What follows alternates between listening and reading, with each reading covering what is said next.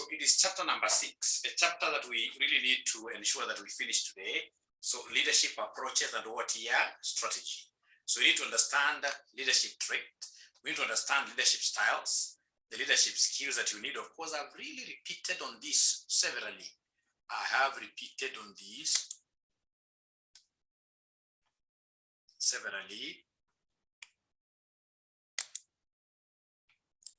Yes, leadership skills. We have how to formulate an organization's strategic direction, differences between transactional leadership and transformational leadership. These we looked at this in our last class.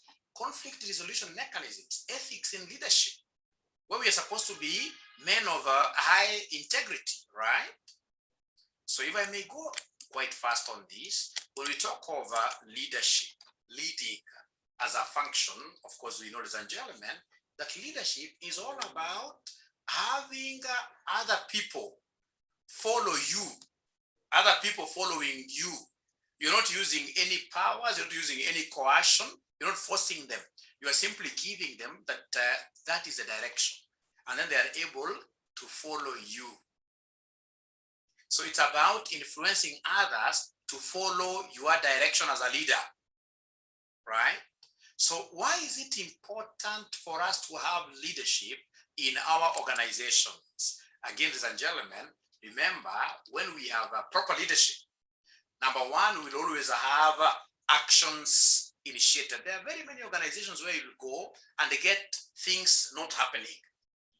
The moment we have a good leader, we'll say, for example, today, this is how we want our classes to be taught. And some, not some, but all lecturers will be able to listen.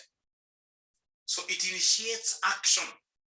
Whenever we have leadership, ladies and gentlemen, motivation, of course, has to be there, right? Of course, this leadership will, of course, give what here guidance at the end of the day. So provision of guidance, creating confidence in these employees, because employees know that we are following Mr. So-and-so, we are following Mrs. So-and-so, right? And we know, even if, for example, we don't really break the ice very well, this person will be able to guide us very well, right? So importance of leadership, we should have proper, in this case here, leadership in our organizations. Ladies and gentlemen, we have this concept of what here? Building a conducive working environment. Coordination between departments. Which now takes me to this very important concept, ladies and gentlemen, what we call the leadership traits, the traits theory, the traits theory, traits theory, traits theory. Remember, traits theory basically talks of what? Traits theory talks of leaders. Leaders are what? Leaders are born. For example, remember the traits theory works very well in the military. In the military, the senior most military, most of them, for example, you get them being what here? Very tall, right? How they speak, pop, pop, pop, loudly, right? So that if you go to the army, and for example, you happen to be a pygmy like myself here, sort of bad, right? Someone who can't really shout, then automatically you can't fit in those higher levels of leadership. You can't, for example, be a colonel commanding a station, because who will listen to you? Now, is there anybody who believes in this school of thought? That, there are two schools of thought here. There are those people who will tell you that leaders are born. And others will tell you that leaders are made, perhaps through education, through training. Which school of thought do you guys subscribe to? Do you believe that leaders are naturally born as leaders from the word go, that they inherited some of these genes here from their parents? Is there anybody who believes in something like that? That leaders are born. Mary says born. Born. They are born. Jerry says they are born. But even at your workplace, there are people you will be able to look at this at once and be able to straight away know that this person, even if they joined this organization just yesterday, from how they speak, from how they walk, that these guys are going to be what here? Our leaders in the near future. If that was to be the case, then we will not be having courses like MBAs. We will not be having courses, ladies and gentlemen, in leadership like the one that I'm teaching you here. Trust you me, ladies and gentlemen, most, of course, I know what you guys are talking about. We have the Obamas of this world. We have those leaders for sure who are just meant to become water leaders, but that number is very small. Most of us in this case here, we have been created into leadership through what you train, through training. So for example, through training, I've seen always this, like where I work, somebody comes in this case here when they are very timid. Month number one, these are guys who can't even make a boardroom presentation. They can't present anything to the board. But these guys, once they hit like 3, 4, 5 months, they'll be able to prepare very good, in this case here, what here, PowerPoint slides. They'll come to the board, make a presentation. When the board tries even to shut them down, they'll tell the board, hey, listen to, and they're junior, remember. So meaning that they have really gotten proper leadership skills through what here, training, through training. I strongly believe that leaders are made. Leaders are made. Leaders are made. Because there are so many people, ladies and gentlemen, trust you me, even when you look at some of our leaders that we have in this country, most of them have developed through time. Most of them we know of leaders that some 5 years ago who could not even stand to speak nothing. When you're not able to speak even nothing, then you are the most useless person. But after some time, what happens with them? You must have seen, even your local pastor, if you are a Christian, you must have seen how those guys have grown through what your leadership, through what your through training. So a good person here called Jerry is telling me that, you know what, Mwalimu, the training now brings out proper leadership traits that they must have been having when they were born. I'm not so sure of that, debatable, but we shall reach there. But whenever you hear of someone talking of traits theory, ladies and gentlemen, is all about what here? It's all about the concept that leaders are what here? Leaders are born. Leaders are born. That they are naturally, people are naturally born with what here? Good levels of what here? Intelligence. They have simply a drive within them to achieve things, right? They are really motivated and ready to motivate the workers that they are working with to ensure that the company's goals are met. These are guys who are naturally honest, people of a high integrity. They have self-confidence, cognitive ability, the ability in this case here to judge, to analyze, right? To conceptualize ideas. People generally who know business, ladies and gentlemen, inside out. In terms of emotions, they are mature. They are mature. They are mature. So things like charisma, creativity, flexibility, etc. So the most important thing that I came to sell to you this evening, ladies and gentlemen, is that under traits theory, you are supposed to know that these are those characteristics that somebody is born with. Somebody is born with. It's quite a bad theory. I don't like it at all, even though I'm seeing most of you really are supporting it here, but I don't like it. Because it says that if you are born a fool, you remain a fool forever. I don't really subscribe to that school of thought because I've seen how people start, right? So strengths of traits theory. It's naturally a pleasing theory, especially when you look at it in the context of the army. I stayed in the army for some time.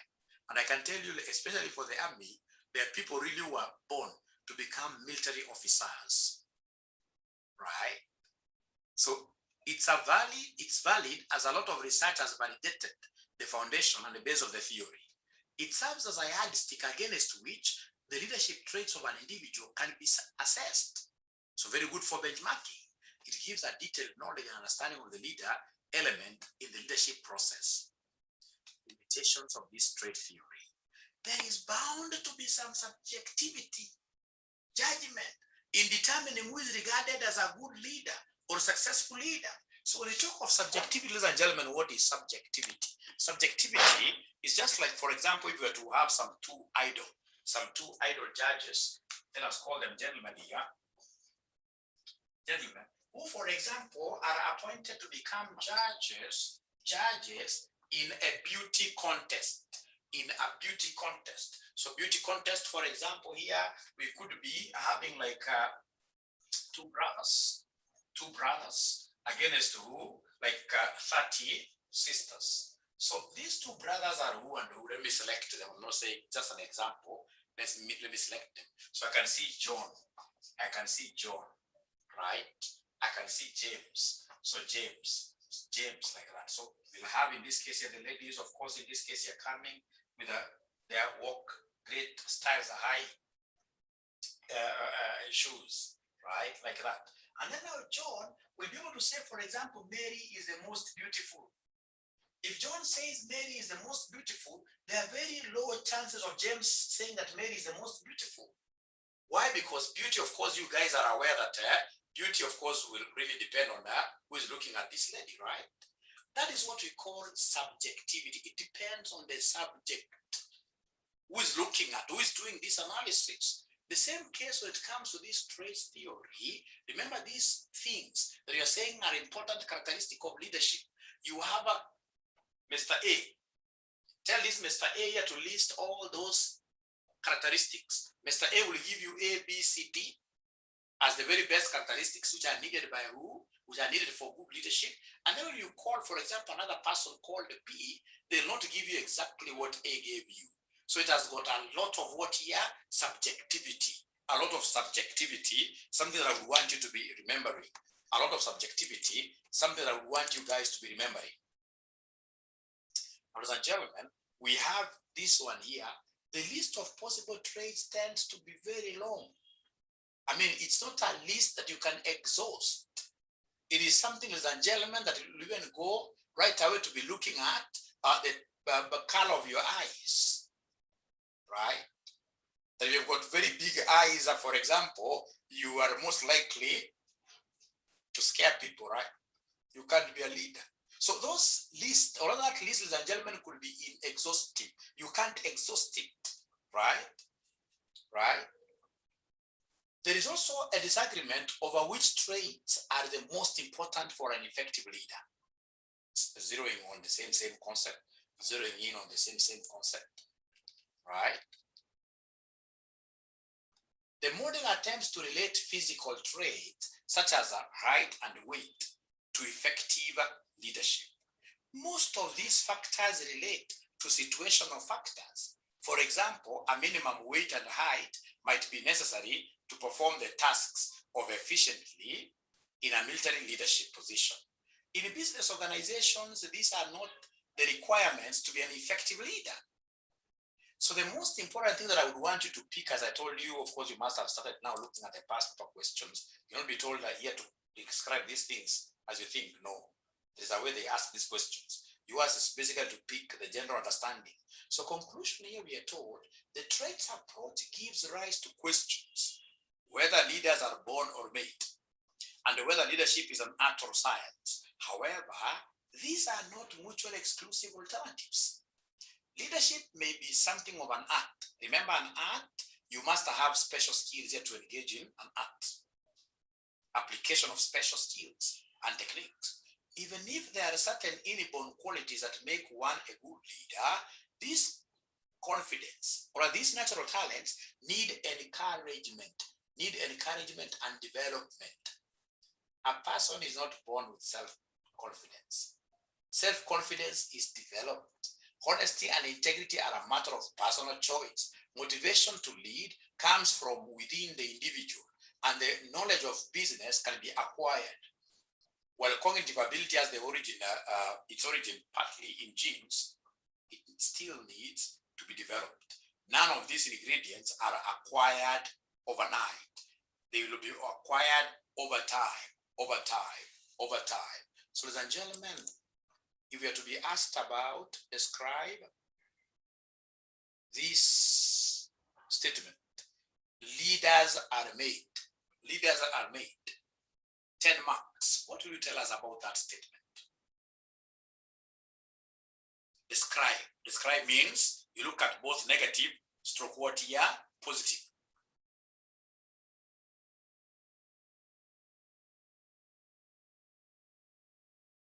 Critique, the same with the critique. You start with the positive and then later on you say nevertheless. So there you have got some work to do later, think along those sides. So qualities of a good leaders, I'll keep on as of a good leader, I'll keep on always talking about this. You must have vision, that is foresight. You must be intelligent. You must be good at communications. You must be objective in your work. Hii mambo ya mapendeleo hapana. You must know your work, sense of the responsibility, self-confidence, and willpower. We have in this case here the concept of empathy. Empathy quite close to humanist empathy, right? Don't think in this case that those people that you have there are to be taken for granted. No. These are things you must be knowing. This one, ladies and gentlemen, straight away now took us to the leadership styles, where there are 4 leadership styles. We have a leader who is autocratic. An autocratic leader is a dictator.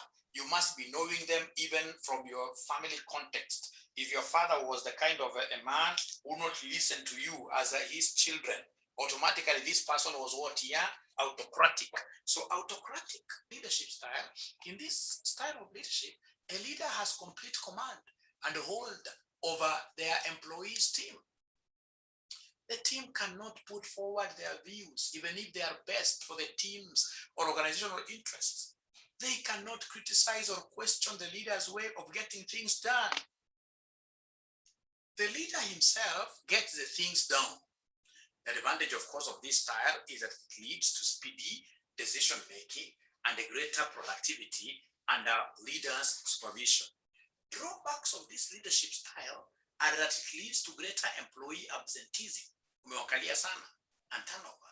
This leadership style works only when the leader is best in performing, or when the job is monotonous, unskilled, and routine in nature, or where the project is short-term and risky. So advantages: time spent on making crucial decisions can be reduced. Chain of command can be clearly emphasized, because under autocracy, we'll have to know who is who. Mistakes in the implementation of plans are really reduced, because the manager said do it this way and you have to follow the plan. Using authoritarian leadership style creates consistent results. Very true. Disadvantages: a very strict leadership style can sometimes lead to employee rebellion. It kills employee creativity and innovation.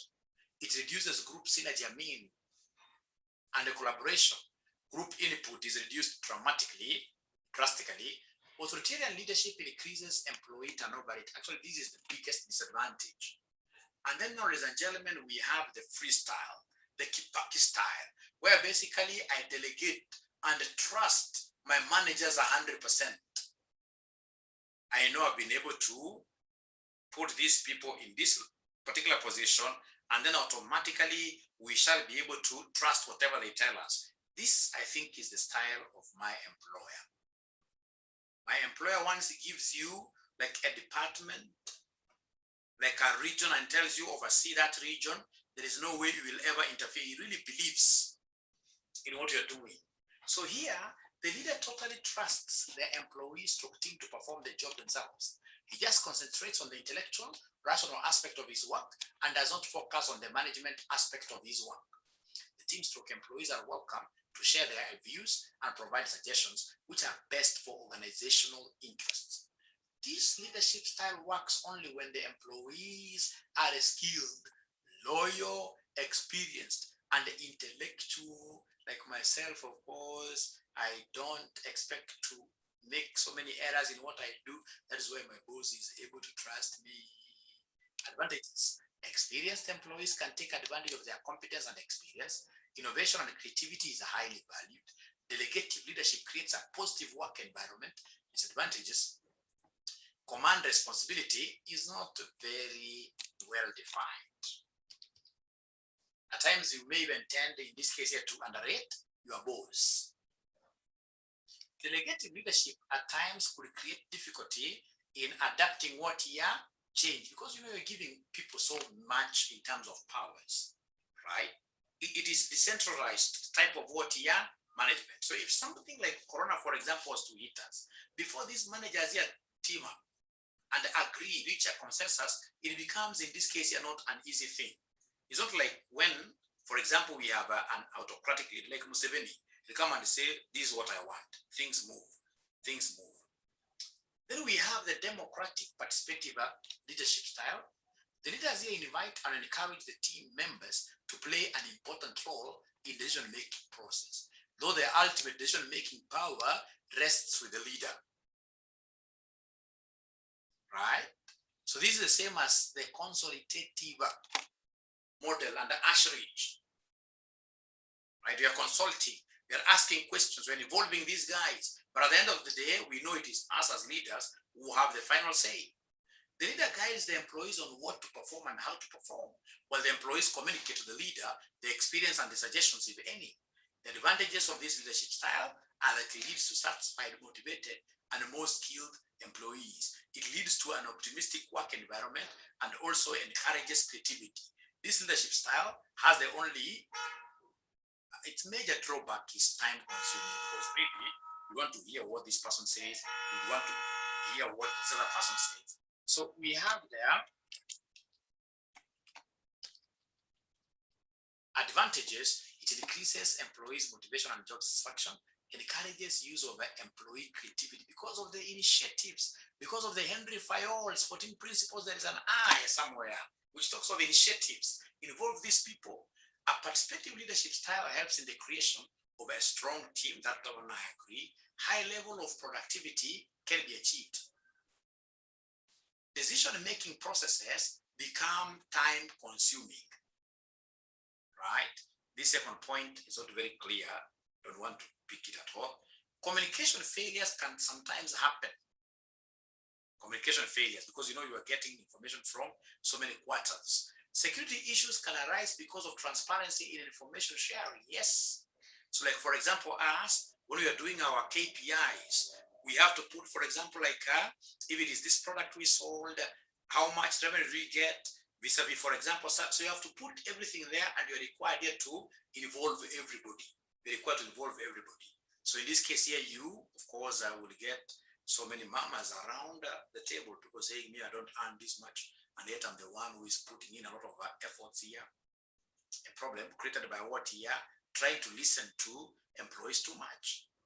Poor decisions can be made if the employees are what here unskilled. You can imagine leaving somebody who is unskilled to make some decisions in the organization. Then automatically you will be, ladies and gentlemen, doomed.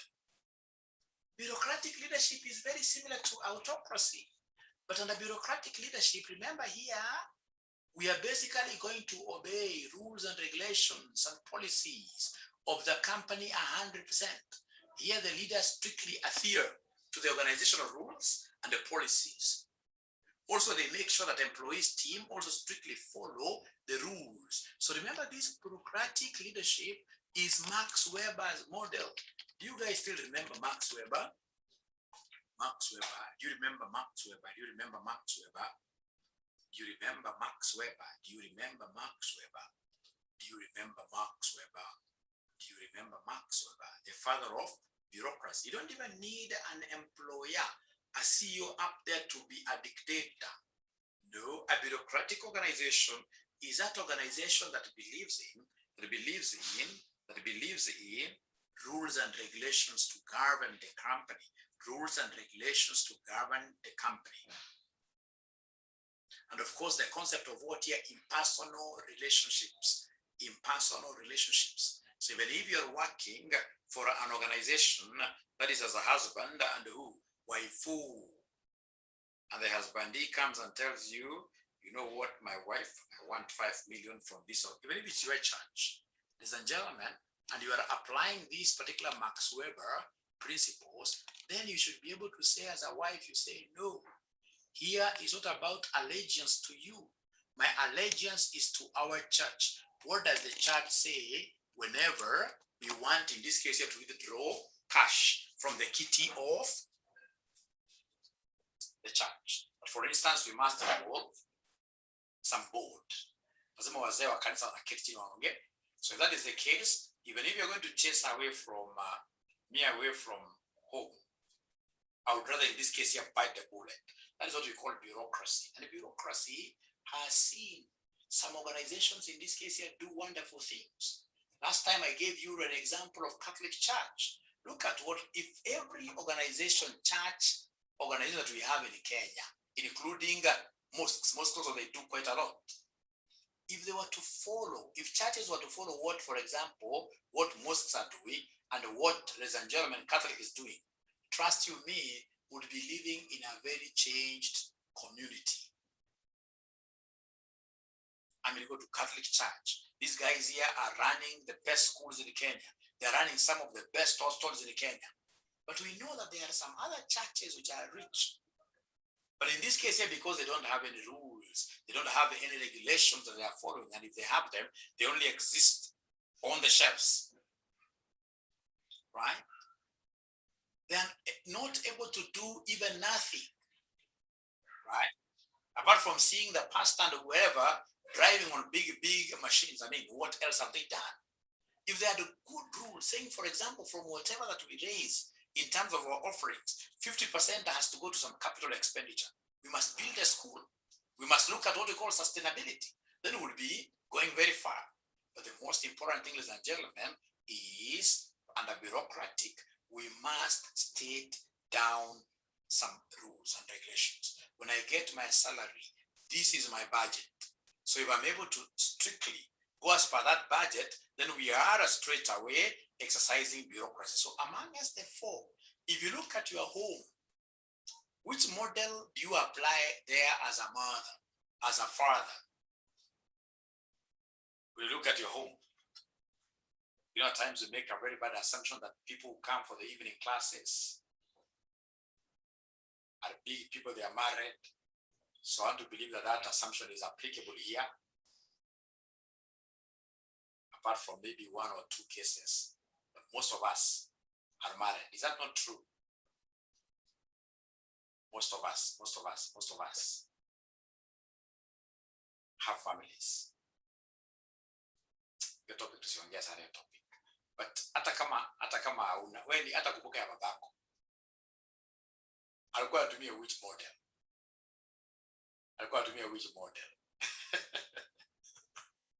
Oscar, you shall overcome, don't worry. I'll pray for you. Combination of leadership styles, yes. I like that.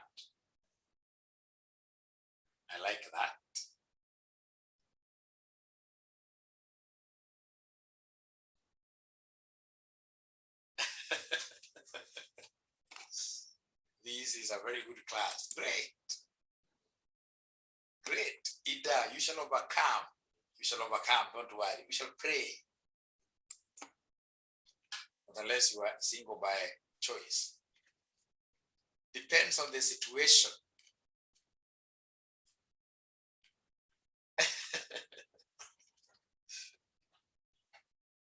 Or sound is not clear. What do you mean? My sound is not clear. Okay. Just a minute.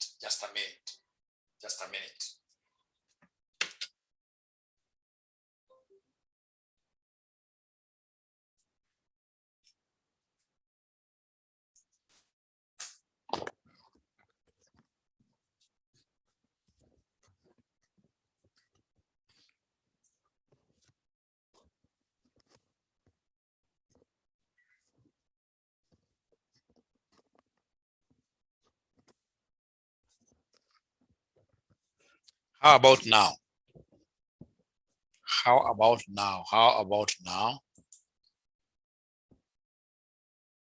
Good. How I wish you guys raised it early. Now we are going to produce a very poor video. The first few minutes are going to be very poor, which is very bad, but we shall overcome. Or you raised and I never read. Does it mean that I'm a dictator as well? Does it mean that I don't listen to you people?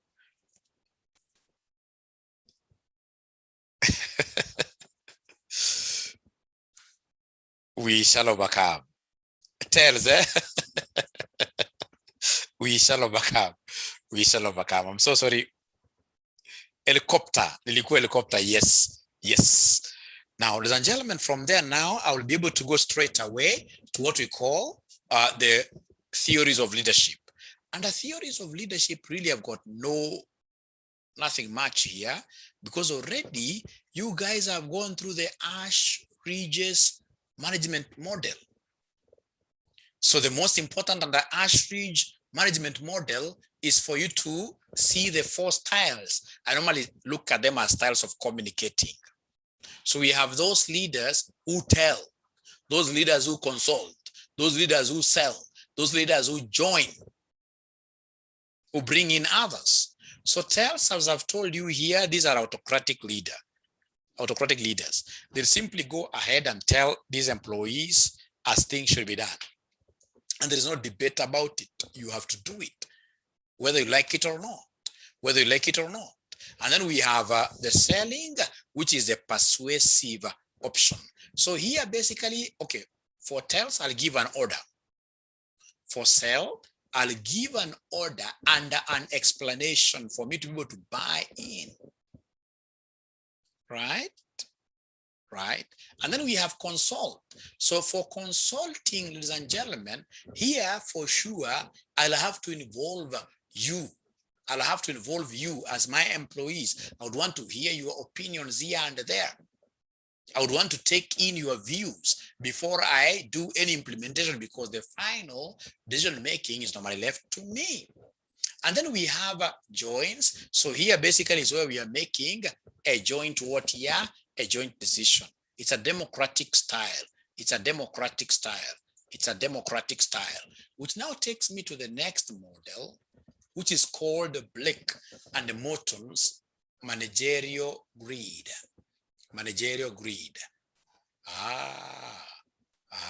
This managerial grid is so important to me. I'm able to remember this managerial grid very, very vividly. So basically, ladies and gentlemen, what we shall do is to have our grids under Blake's model. Under Blake's model, we shall have our grid. So we shall have our grid here.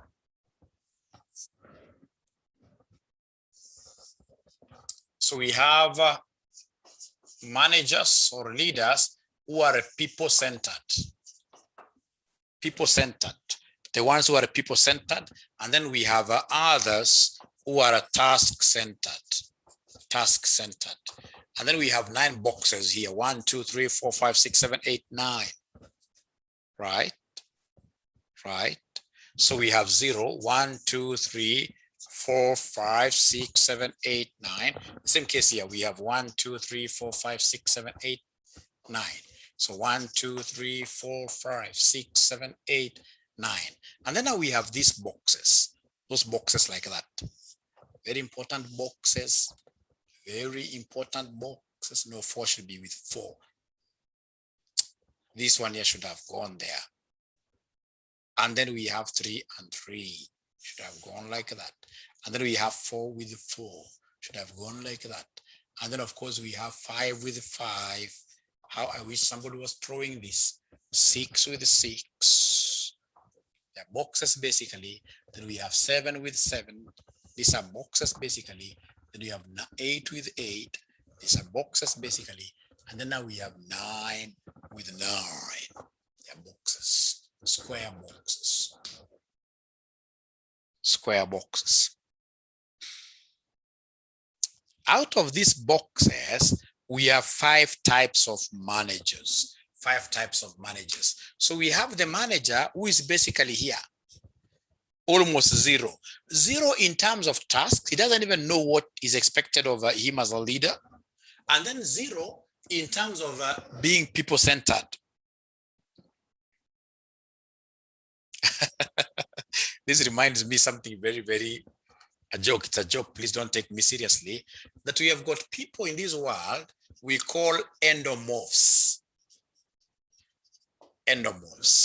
Is there anybody who has ever heard of an endomorph? Endomorph. Anybody who has ever heard of an endomorph? Please talk to me. I don't want to go the helicopter way. Endomorph.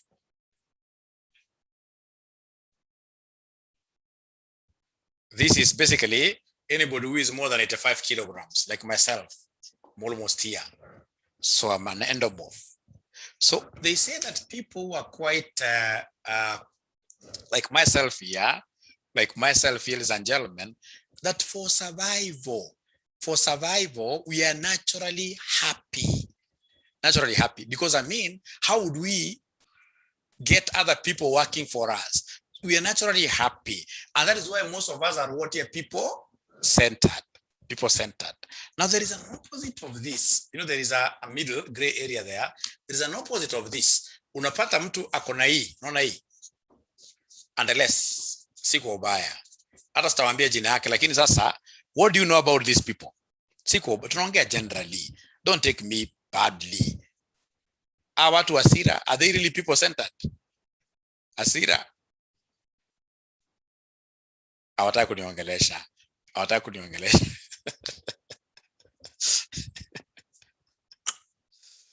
height, yes. Those are the traits that I'm trying to look at, right? Which we must talk about. Yes. Because now we are studying these traits like that, right? They get angry very fast. Kisirani. We shall overcome. Now, if you guys have been able to draw something like this, yes, we shall overcome. So it's good for you to know, like myself, I'm short. So it's very important for me to know that at times you could easily be angered, so that we know how to work on our anger. It's good.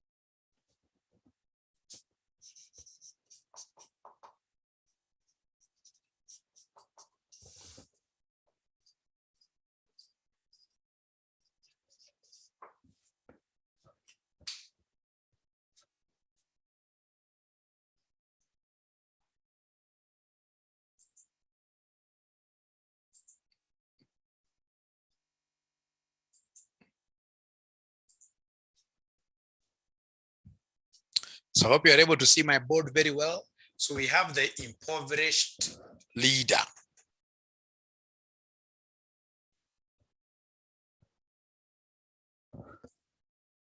We have up here the one who excels mostly in terms of people. Is people-centered 100%.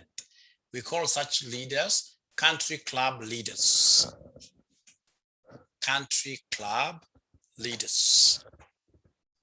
Then we have somebody who is stuck at the middle there, middle of the road. We call them middle of the road leaders. But now the people that I love most are the people who are able to combine between people-centric, they are people-centric, and at the same time, they are really putting their fingers on the tasks to be done, task-centered. These guys here, we call them team leaders. And this is what I would want you guys to be doing. I would want you to start learning the people skills. If we have got attitudes, we need to seriously work on them, because we must be good to people for us to become leaders. And we must be able to really know how to run our tasks. For example, ladies and gentlemen, if you are here and you do not know how to especially make use of a Teams calendar, then you are not very good in terms of tasks. Because at the team's calendar, when I get an email which has got a date, a deadline, just pick that email, put it on Teams. Straight away, it allocates and be able to send me reminders, because I must be able to place my fingers on the tasks that I have in my institution. So have you been able to draw these things, ladies and gentlemen?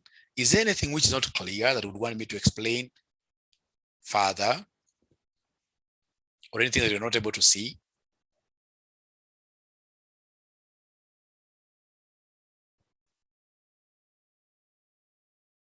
That silence is deafening. That silence is deafening. Yes, at number one. Number one is the impoverished. Impoverished. This guy knows nothing. Knows nothing. This guy knows nothing. Impoverished. Knows nothing. He doesn't know even his tasks. And in terms of people-centered, nothing. Do you have in this case here some leaders? Some leaders, ladies and gentlemen, in your organization that would place here? Good for nothing leaders. Leaders. Do you have anybody in your company? Don't tell us the name, but do you have anybody in your company who is here? Don't tell us the name, but don't tell us the company. But do you have anybody who is almost here? Ida, have you ever worked with that gentleman? Have you ever worked with that gentleman? Impoverished mentally.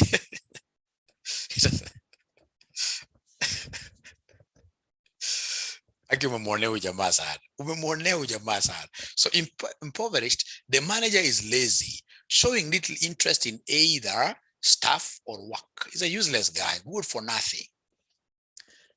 And then the country club, like the golf clubs, if you go to the golf club, ladies and gentlemen, most of the leaders that we have there are not very good golfers.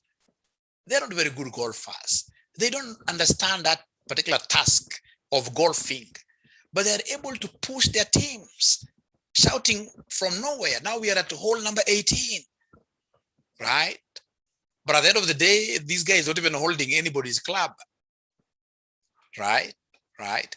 They're basically the country club leaders, very good at people skills, very good at people skills. But the tasks here, ladies and gentlemen, you'll go, for example, and get a CEO, for example, of EABL.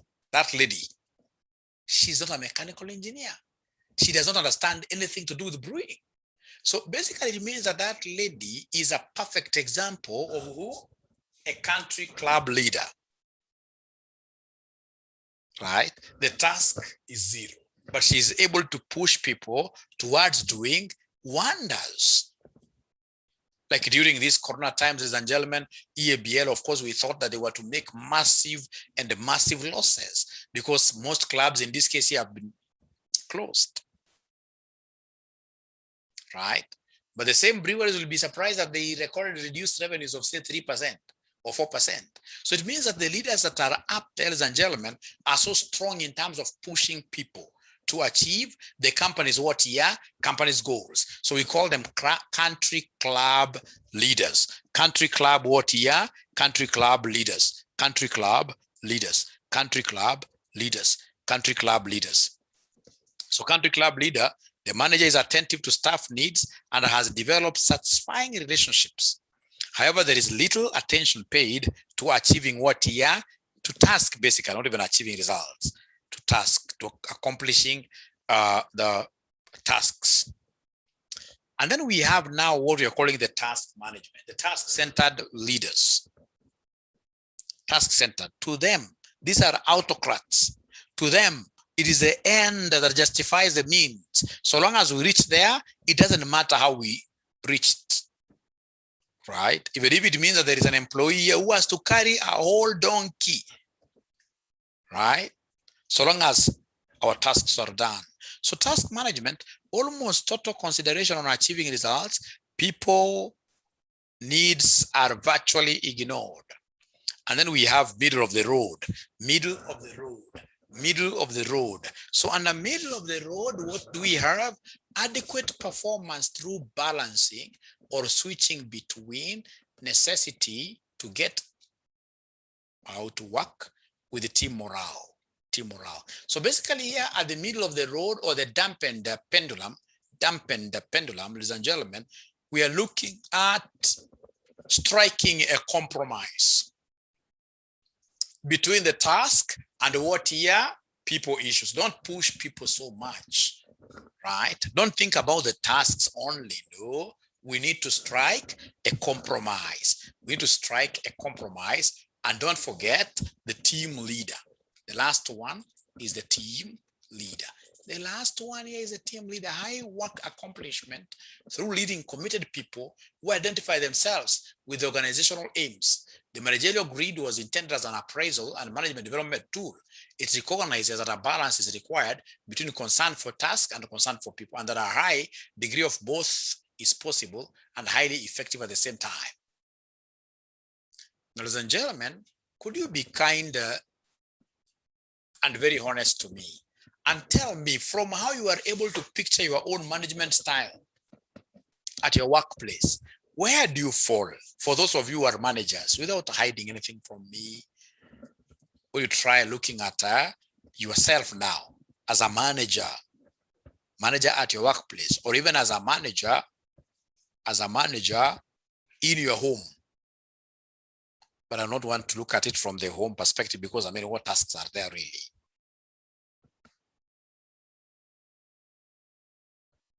And again, remember, home, you're not leading a team. No.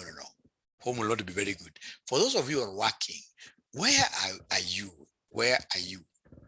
If, for example, you're in charge of our accounts, are you that leader who is impoverished of ideas, poor in terms of ideas, poor in terms of managing people?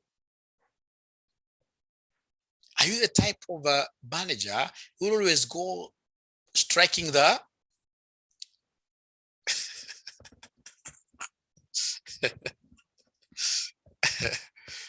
we shall overcome. We shall overcome. At home, MD Jesse, I don't know whether it's a he or a she, impoverished. Perhaps this is the kind of person, ladies and gentlemen, at home, they can't even assist kids to do homework.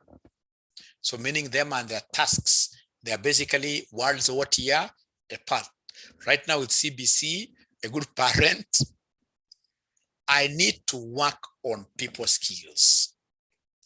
Middle of the road, I've got 50% of people skills, 50% of what year tasks. I'm able to execute my tasks very well. Thank you very much, Irene. Great.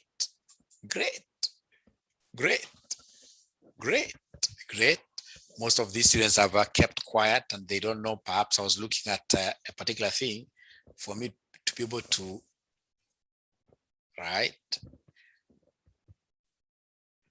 We shall overcome. We shall overcome. We shall overcome. So we shall take a break of how many minutes? 5 minutes. When we come back, we'll be able to look at something very interesting. 5 minutes. Jenny says a team leader.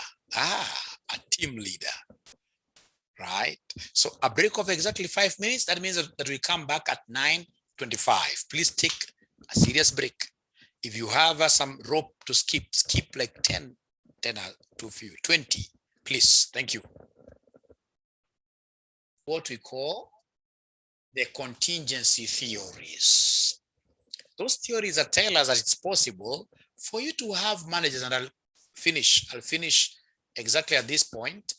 That theory which tells us that it's possible for you to have a manager who performs in situation 1, but take the same manager and put them in another set of circumstances in a different company, then that manager automatically cannot perform.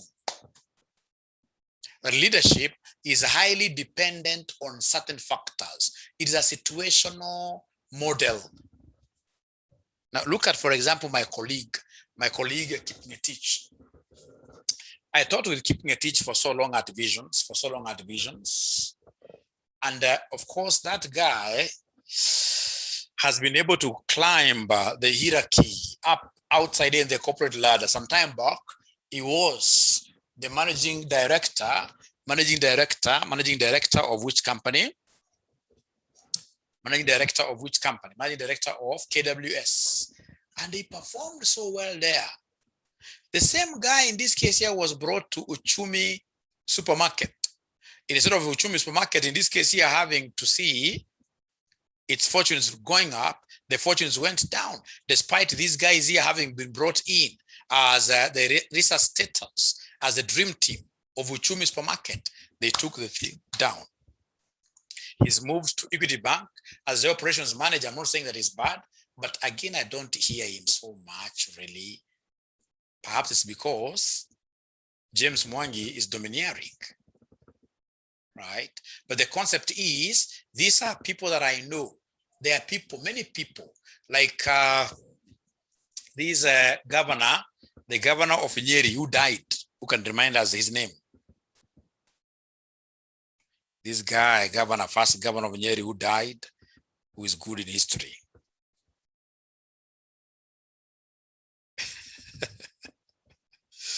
Yeah, Gachagua, yes. Gachagua also, yes, was my colleague also in the teaching fraternity.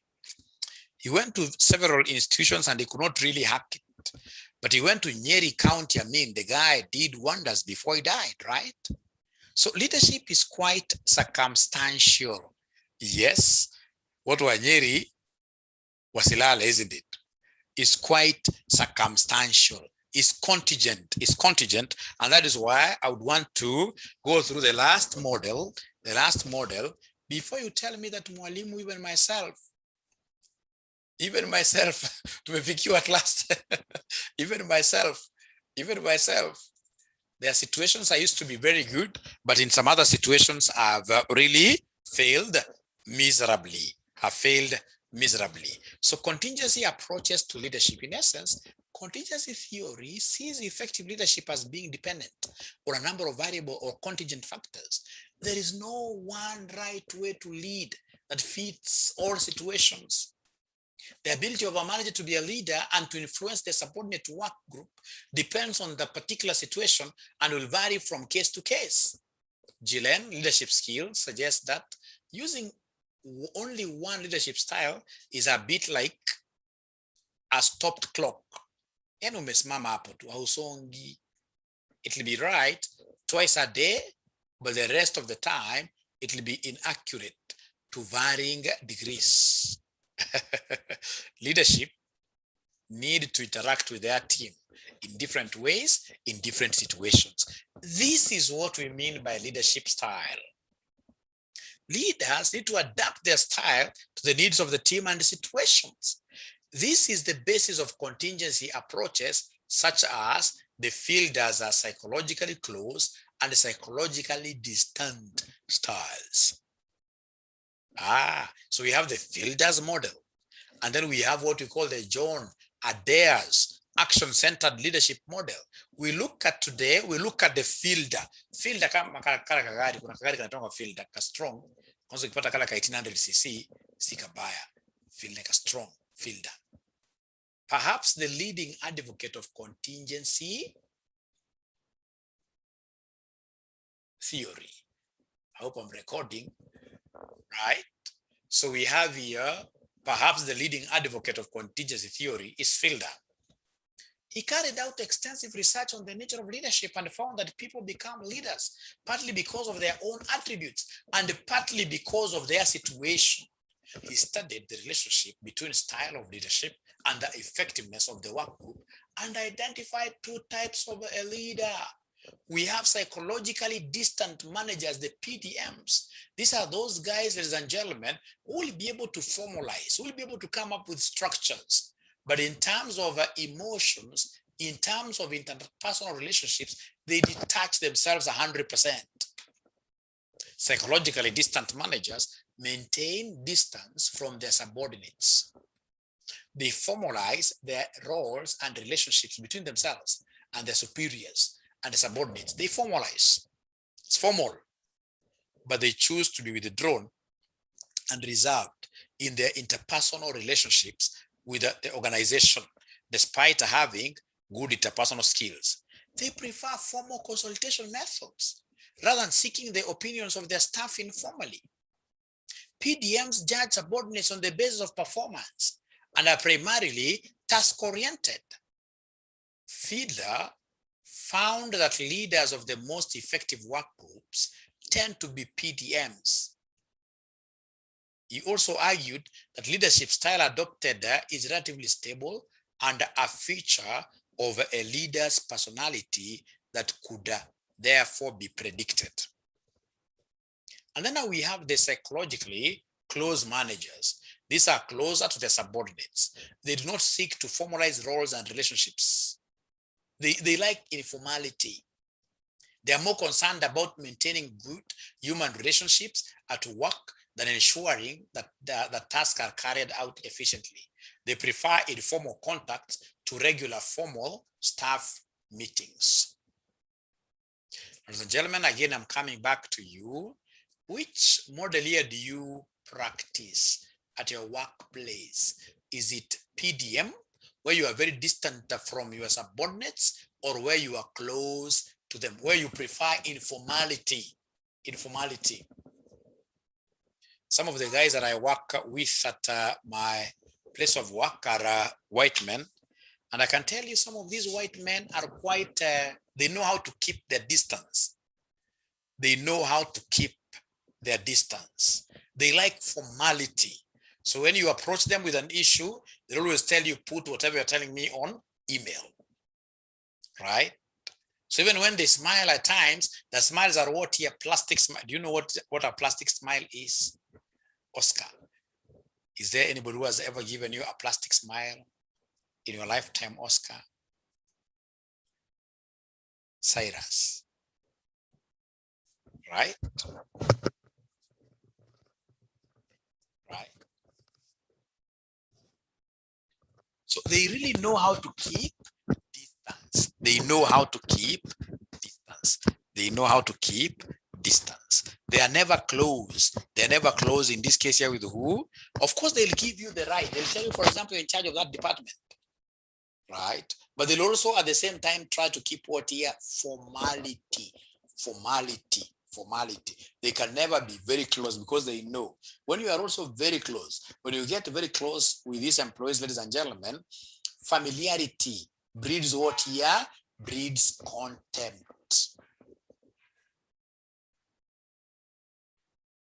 Mzoeane sana. Nimeona jina ikisema ako very close. Mzoeane sana. Kuzoeana kazi haitafanyika. So as much as you would want to be involving them, even in those meetings, let's have formal meetings.